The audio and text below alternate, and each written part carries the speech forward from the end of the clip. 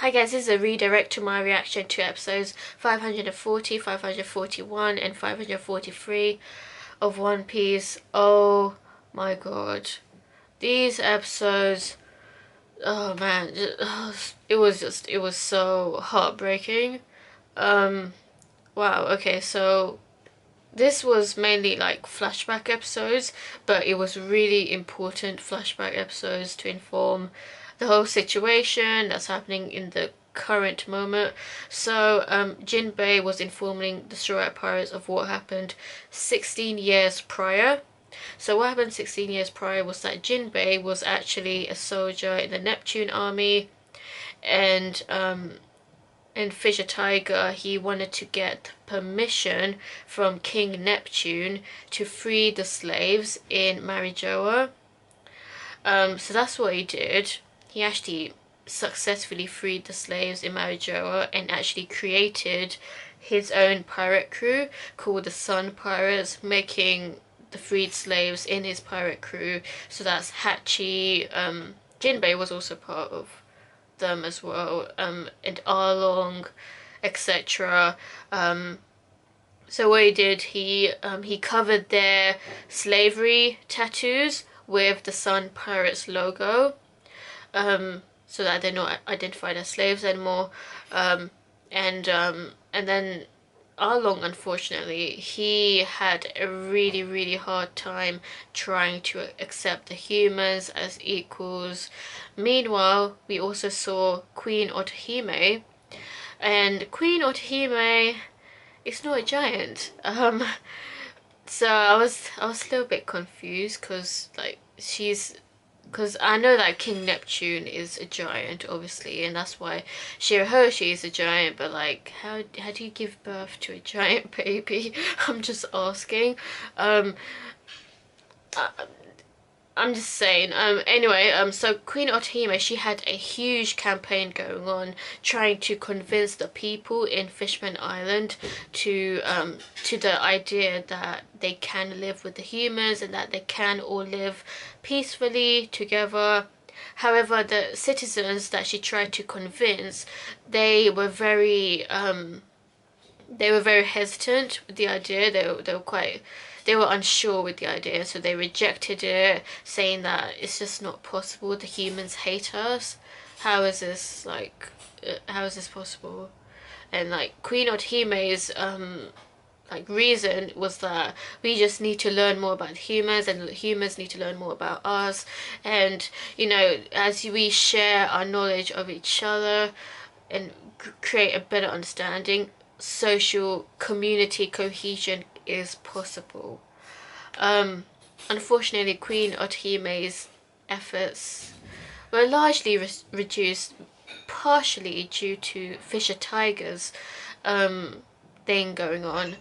So Fisher Tiger, as I said, he freed the slaves in Mariejoa, and so he actually beat up the Celestial Dragons in order to do so, which actually angered the world government, and now the Sun Pirates were like completely chased after by the Navy, so they constantly had to fight the Navy.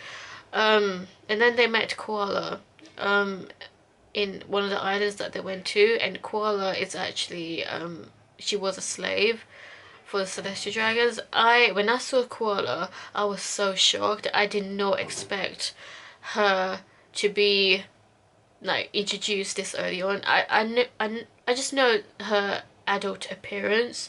I don't know anything about her. All I know is that she's associated with Sabo somehow.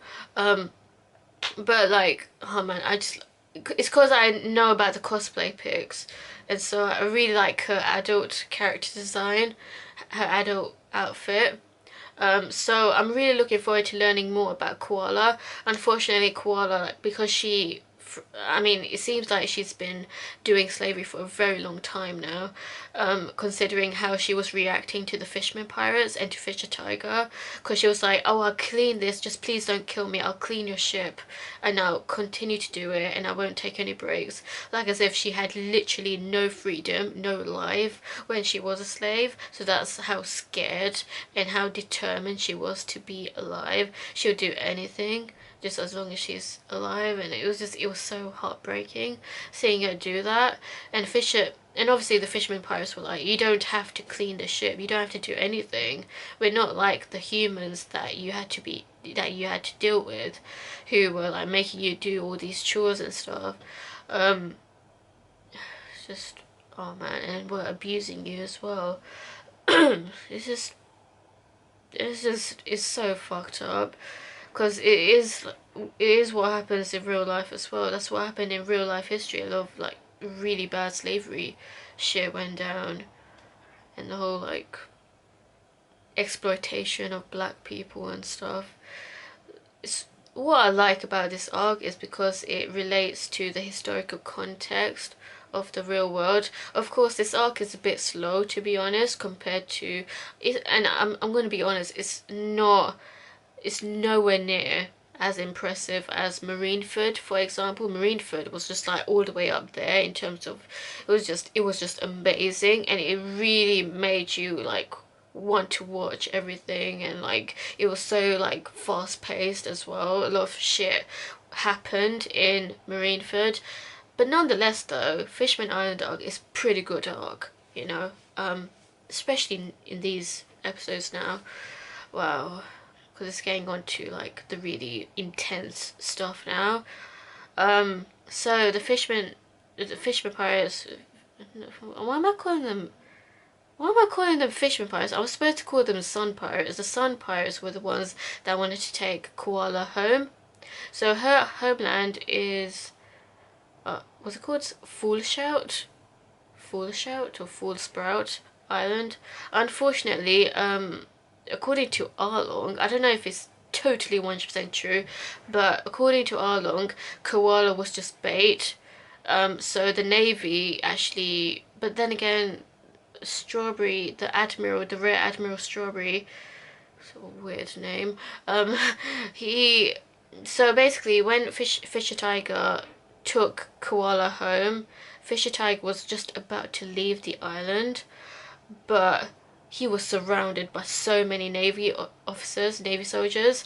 So it was a total ambush that just came out of nowhere, and I was like, what? So was this I mean, I didn't think straight away that it was a setup, but apparently it was a setup. They knew, and actually the fucking villagers knew that Navy soldiers would come here, and they didn't even warn Fisher Tiger. So I can totally understand why Fisher Tiger lost respect so much for the humans. He was not warned that Navy soldiers were going to come. But then again, they really wanted KOALA to stay, because the Navy soldiers were saying that if they don't cooperate, then we're going to take KOALA back as a slave. I believe that's what Rear Admiral was trying to say. God man, that's so messed up. Like proper like manipulating and blackmailing people. Oh man, that is just wrong. That is so wrong. I really hope KOALA like tried to figure it out and actually knew the truth. So basically her own mom just basically let Fisher Tiger die, and not even telling her daughter that actually we set up Fisher Tiger for your safety though. But man, it's still fucked up regardless. Oh man, because he did so much good. I have so much respect for Fisher Tiger as well as Queen Otohime. Fisher Tiger, oh man, he freed all the slaves, and he was a slave himself. That was a huge shock. I did not see that coming, like he was also a slave in Mariejoa. Like what? Oh man.